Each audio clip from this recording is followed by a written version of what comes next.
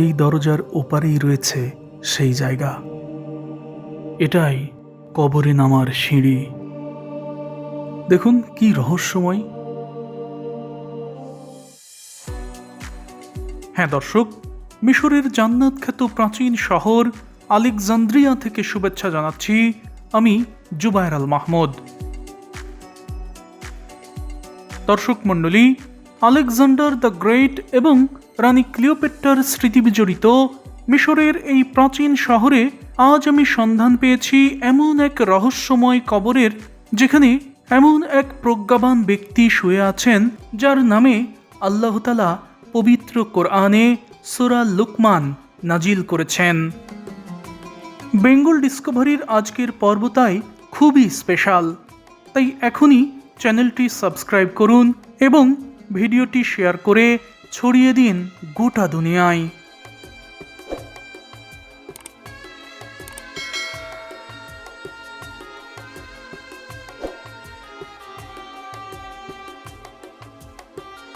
হযরত লোকমান হেকিমের মাজারের অবস্থান এই শহরের প্রাণ কেন্দ্রে নবী দানিয়েল স্ট্রিটে। এ পথে যাওয়ার সময় আশেপাশে এমন কিছু দেখবেন যা দেখে সত্যি সত্যি মনে হবে আজ আপনি আছেন রানী ক্লিওপেট্রার সত্যিকারের সেই সাম্রাজ্যে। কেননা এখানকার অধিকাংশ স্থাপনাই রোমান শৈলীতে তৈরি। এখানকার এই অসাধারণ স্থাপত্যটি হল মিশরের বিখ্যাত নেভাল আননোন সোলজার মেমোরিয়াল বা নৌবাহিনীর অজ্ঞাত সৈনিকের স্মৃতিস্তম্ভ। সমুদ্র যুদ্ধে দেশের জন্য জীবন উৎসর্গকারী বীর সেনানীদের স্মরণে এই ঐতিহাসিক স্মৃতিস্তম্ভটি নির্মাণ করেছে মিশর। প্রাচীন গ্রিক রোমান স্থাপত্যের এই স্মৃতিস্তম্ভটি দেখলেই আপনি অনুভব করতে পারবেন আজ আপনি সত্যিকারের সেই রোমান সাম্রাজ্যেই এসেছেন।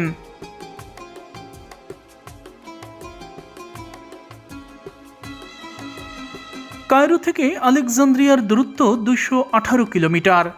তবে দূরত্ব বেশি হলেও এখানে আসতে খুব একটা সময় লাগে না। কায়রো থেকে হাই স্পিড সড়ক ধরে এলে মাত্র 2 ঘন্টাতেই পৌঁছানো যায় মিশরের ভূস্বর্গ খ্যাত শহর এই আলেকজান্দ্রিয়ায়। ট্রেনেও আসা যায় এখানে। তবে আমরা যেহেতু এখানে সারাদিন ঘোরাঘুরির পর পুনরায় কায়রো ফিরে যাব, তাই কায়রো থেকে গাড়ি রিজার্ভ করেই এনেছি, যাতে কম সময়ে ঝটপট সবগুলো স্পটই দেখে নিতে পারি।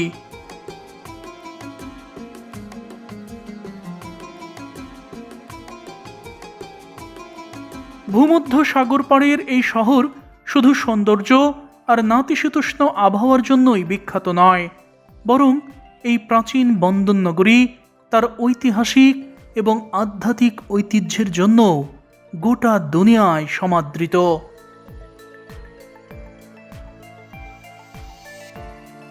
আপনি যদি এই আলেকজান্দ্রিয়ায় আসেন, তাহলে আপনার মনেই হবে না যে আপনি মরুভূমি অধ্যুষিত দেশ মিশরে অবস্থান করছেন। মনে হবে আজ আপনি এসেছেন ইউরোপের কোনো দেশে। এখানকার চারপাশ এতটা উন্নত, ঝকঝকে, তকতকে।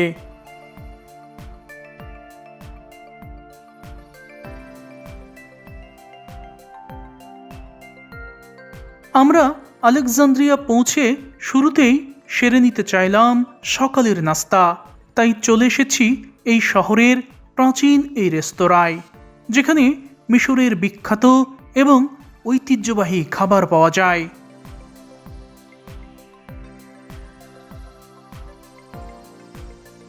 দর্শক, এই হলো আমাদের সকালের খাবার, ফুল তামিয়া। আমি একটা একটা করে বলছি এখানে কি কি আছে। এগুলো হলো তাজা শাকসবজির সালাদ, আর পাশেই রয়েছে মিশরের খুবই জনপ্রিয় আইশ বালদি রুটি।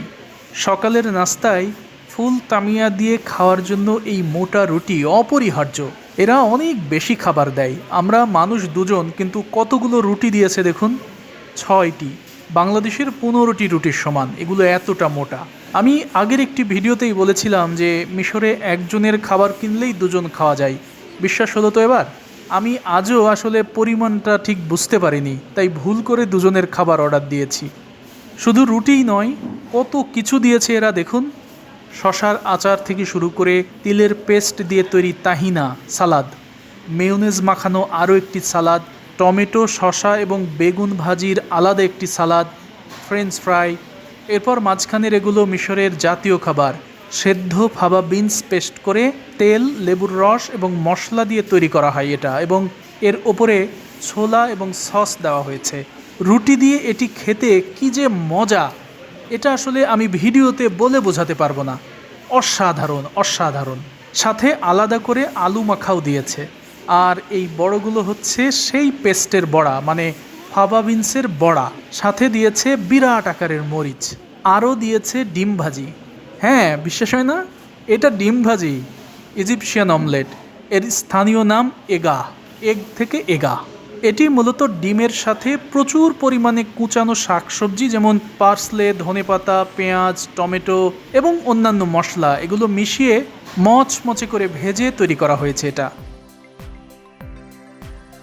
হ্যাঁ দর্শক, মিশরের এই খানদানি খাবার যদি আপনি সকালে খান তাহলে দুপুর অবধি কোনোভাবেই ক্ষুধা লাগবে না। এই খাবার অনেক সময় পেটে থাকে। আপনি চাইলে এগুলো খেয়ে বিকেলে হালকা নাস্তা করে একেবারে রাতে ডিনার করতে পারেন। এই খাবার আপনাকে কোনোভাবেই ক্ষুধা লাগতে দেবে না।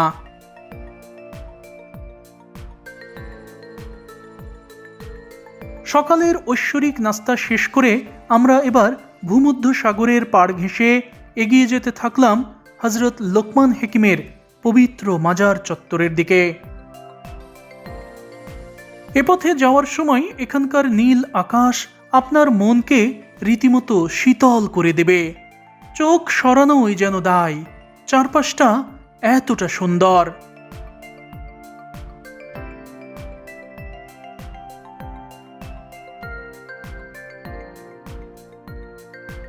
আমরা এখন অবস্থান করছি আলেকজান্দ্রিয়া শহরের একেবারে হৃদয়ে।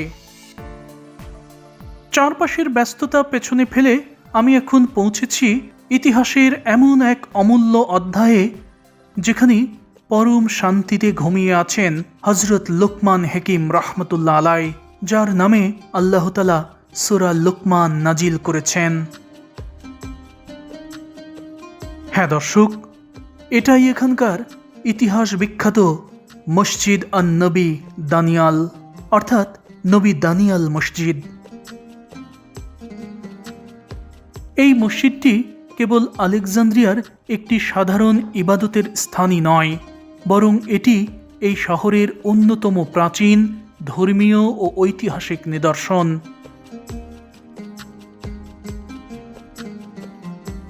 প্রাচীন এই মসজিদটি সর্বপ্রথম 1790 সালে নির্মিত হয়, তবে পরবর্তীতে 1823 সালে মিশরের তৎকালীন শাসক ও আধুনিক মিশরের জনক মোহাম্মদ আলী পাশা এটি সংস্কার করে এর আধুনিক রূপ দেন। তবে এই মসজিদের ভূগর্ভস্থ কাঠামোটি 1000 বছরের পুরনো, অর্থাৎ এই মসজিদের ভেতরের এক কোণায় মাটির তলায় রয়েছে হজরত লোকমান হেকিম রহমতুল্লাহ আলাইয়ের পবিত্র মাজার।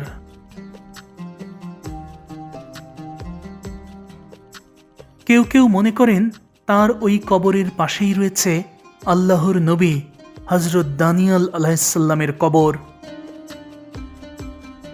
ইতিহাস বিখ্যাত এই মসজিদটির নাম যেহেতু নবী দানিয়াল মসজিদ, তাই অধিকাংশ জনই মনে করেন লোকমান হেকিমের কবরের পাশে যে কবরটি রয়েছে সেখানেই শায়িত আছেন আল্লাহর নবী হজরত দানিয়াল আলাইহিসসালাম।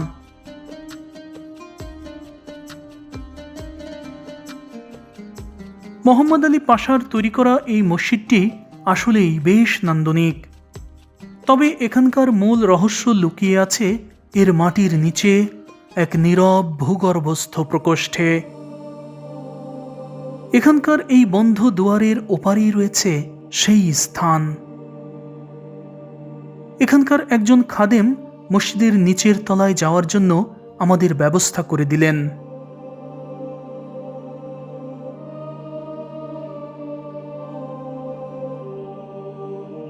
এই কাঠের সিঁড়ি বেয়েই নিচে নামতে হবে, আর নামলেই আপনি পৌঁছে যাবেন সেই কবরের ওখানে। এটা আসলেই একদম অন্যরকম জায়গা, যা আমার কল্পনাতেও ছিল না।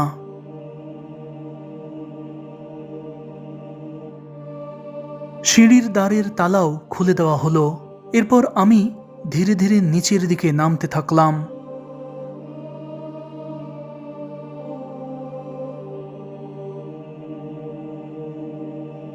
চারপাশে শুধুই শুনশান নীরবতা আর মৃদু আলোয় ঘেরা পরিবেশ। এ এক অন্যরকম আধ্যাত্মিক অনুভূতিময় জায়গা। এক প্যাঁচ ঘুরেই আমি পৌঁছে গেলাম সেই প্রশান্তিময় পবিত্র মাটিতে। হ্যাঁ দর্শক, এটাই সেই ঐতিহাসিক কবর, যার টানে আজ আমি এখানে ছুটে এসেছি। কবরটির ওপর পবিত্র কোরআনের সূরা ইউনুসের ৬২ নম্বর আয়াত লেখা আছে, যার বাংলা অর্থ হল, আল্লাহ তাআলা বলেছেন, জেনে রেখো আল্লাহর বন্ধুদের কোনো ভয় নেই এবং তারা পেরেশানিতেও থাকবে না। হযরত লুকমান হাকিম রাহমাতুল্লাহ আলাই আল্লাহর বন্ধু, তবে তিনি কোনো রাজপুত্র, রাজা বাদশাহ কিংবা বিত্তশালী কেউ ছিলেন না, বরং তিনি ছিলেন এখানকার আফ্রিকা অঞ্চল থেকে আসা একজন হাবশী গোলাম। তার বাহ্যিক অবয়ব সাধারণ হলেও আল্লাহ তাআলা তাকে অসাধারণ প্রজ্ঞা দিয়েছিলেন। একবার তার মনিব তাকে একটি ছাগল জবাই করে তার শরীরের সবচেয়ে ভালো দুটি অংশ নিয়ে আসতে বলেছিলেন। লোকমান হাকিম ছাগলের কলিজা এবং জিহ্বা নিয়ে হাজির হলেন।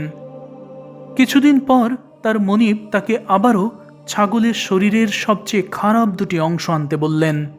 লোকমান হাকিম এবারও সেই কলিজা এবং জিহ্বা নিয়েই সামনে হাজির হন। তখন অবাক হয়ে মনিব কারণ জানতে চাইলে তিনি বলেছিলেন, মন যদি ভালো থাকে তবে এই জিহ্বা এবং কলিজার চেয়ে ভালো জিনিস আর কোনো কিছু নেই, কারণ এগুলো দিয়েই ভালো কথা বলা হয় এবং নেকি অর্জন করা হয়। আর মন যদি মন্দ হয় তবে এই দুটির চেয়ে খারাপ জিনিসও আর কিছু নেই, কারণ এগুলো দিয়েই মিথ্যা, গীবত এবং খারাপ কাজ সম্পাদিত হয়। তার এই গভীর উত্তর শুনে মনিব হতবাক হয়ে যান। পরবর্তীতে তার প্রজ্ঞা এবং বিচার বুদ্ধি দেখে মুগ্ধ হয়ে তার মালিক তাকে মুক্ত করে দেন এবং তিনি সমাজে অত্যন্ত মর্যাদাবান ও বিচারক হিসেবে খ্যাতি লাভ করেন। আল্লাহ তাআলা এ বিষয়ে সূরা লুকমানের ১২ নম্বর আয়াতে বলেছেন, আমি অবশ্যই লুকমানকে জ্ঞান দান করেছিলাম এবং বলেছিলাম, আল্লাহর প্রতি কৃতজ্ঞতা প্রকাশ করো। দর্শক মণ্ডলী, এটাই ইতিহাসের সেই প্রজ্ঞাবান মহামানব হযরত লুকমান হাকিম রাহমাতুল্লাহ আলাইহির পবিত্র মাজার, আল্লাহ তাআলা যার নামে সূরা লুকমান নাজিল করেছেন। হযরত লুকমান হাকিমের কবরের পাশেই রয়েছে আরেকটি কবর। ধারণা করা হয় এটাই আল্লাহর নবী হযরত দানিয়েল আলাইহিস সালামের কবর, কিন্তু প্রত্নতত্ত্ববিদ ও অধিকাংশ ইসলামিক স্কলারদের মতে এখানে নবী দানিয়েল আলাইহিস সালামের কবর নেই। কোরআন এবং বাইবেলেও এ বিষয়ে কোনো কিছুর উল্লেখ নেই। ইসলামিক স্কলারদের মতে এখানে লুকমান হাকিমের কবরের পাশে যে কবরটি রয়েছে সেটি ৮ম শতাব্দীর প্রখ্যাত আউলিয়া হযরত দানিয়েল আল মাউসিলি রাহমাতুল্লাহ আলাইহির। নবী দানিয়েল আলাইহিস সালামের নামের সাথে মিল থাকা এবং এখানকার মসজিদটির নাম যেহেতু নবী দানিয়েল মসজিদ, তাই ধীরে ধীরে লোকমুখে প্রচার হতে থাকে যে এখানে হযরত লুকমান হাকিম রাহমাতুল্লাহ আলাইহির পাশাপাশি কবর রয়েছে নবী দানিয়েল আলাইহিস সালামেরও, তবে এর দালিলিক কোনো সত্যতা নেই। দর্শক, একটা বিষয় খেয়াল করুন, এখানে দুটি কবর দুই দিকে। আমরা জানি কবরস্থ করার সময় মুসলিমদের মুখ কিবলামুখী করে শায়িত করতে হয়, এই কবরটি দেখুন, এই দিকে কিবলা। এটা দেখে বোঝা যাচ্ছে যে কবরটিতে কিবলার দিকে মুখ করেই মৃতদেহকে শায়িত করা হয়েছে, কিন্তু এই কবরটি দেখুন, পুরোটাই উল্টো। এখানে এই দিকে কিবলা, দেখুন সামনে একটি নামাজের জায়গাও রয়েছে, কিবলা দেখাই যাচ্ছে। তার মানে কিবলার দিকে মাথা দেওয়া হয়েছে এই কবরে। আমি জানি না কেন এভাবে এটা করা হয়েছে। আমি যতটুকু জানি যে লোকমান হেকিম বনি ইসরায়েলিদের নবী হজরত দাউদ আলাইসাল্লামের যুগের মানুষ। আর বনি ইসরায়েলিরা সাধারণত কবর দেওয়ার সময় তারা পবিত্র ভূমি জেরুজালেমের দিকে মুখ করে কবর দেয়, আর জেরুজালেম হলো এই দিকে। তার মানে এটাই লোকমান হেকিমের কবর, এটা স্পষ্ট। আর পাশেরটি দেখুন, এই কবরের আকার দেখেই বোঝা যাচ্ছে যে এটা নবী দানিয়েল আলাইসাল্লামের কবর নয়, বরং এটা পরবর্তীকালের কোনো বুজুর্গ বা আউলিয়ার কবর, আর ওটা হজরত লোকমান হেকিমের কবর। কিন্তু এখানকার এই কবর দুটির ফারাক দেখেই অনেকেই এটাকে রহস্যময় কবর বলে।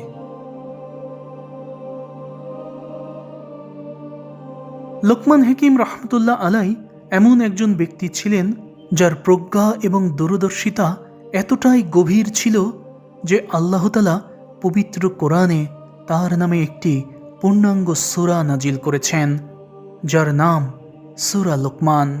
তবে তিনি নবী ছিলেন কিনা তা নিয়ে আলেম এবং তাফসিরবিদগণের মধ্যে মত দ্বিমত রয়েছে। তবে এ ব্যাপারে কোনো দ্বিমত নেই যে হজরত লোকমান হেকিম রহমতুল্লাহ আলাই একজন অনন্য প্রজ্ঞাবান এবং আল্লাহর একনিষ্ঠ নেক বান্দা ছিলেন। আল্লাহ তাকে যে হিকমত বা বিশেষ জ্ঞান দান করেছিলেন তার নিদর্শন আমরা দেখতে পাই পবিত্র কোরআনে বর্ণিত তার সেই বিখ্যাত উপদেশগুলোতে। তিনি তার সন্তানকে শিখিয়েছিলেন কিভাবে আল্লাহর সঙ্গে কাউকে শিরক না করে জীবন যাপিত করতে হয়, কিভাবে অহংকার ত্যাগ করে মাটির মানুষ হয়ে চলতে হয়, এবং কিভাবে সৎ কাজের আদেশ এবং অসৎ কাজের প্রচার করতে হয়। হ্যাঁ দর্শক, আপনি যখন এই পবিত্র মাজারের সামনে এসে দাঁড়িয়ে আল কোরআনে উল্লেখ থাকা কথাগুলো হৃদয় দিয়ে অনুভব করবেন, তখন মনে হবে তার সেই চিরন্তন উপদেশগুলোর সুবাস যেন পুরো কক্ষটিতেই ছড়িয়ে আছে। দর্শক মণ্ডলী, আলেকজান্দ্রিয়ার এই প্রাচীন মসজিদ তলে আজ আপনি যা দেখলেন তা কেমন লেগেছে তা অবশ্যই কমেন্টে জানাবেন, আর সাবস্ক্রাইব করে সাথেই থাকুন। দেখা হবে আগামী পর্বে নতুন কোনো ঐতিহাসিক স্থানে।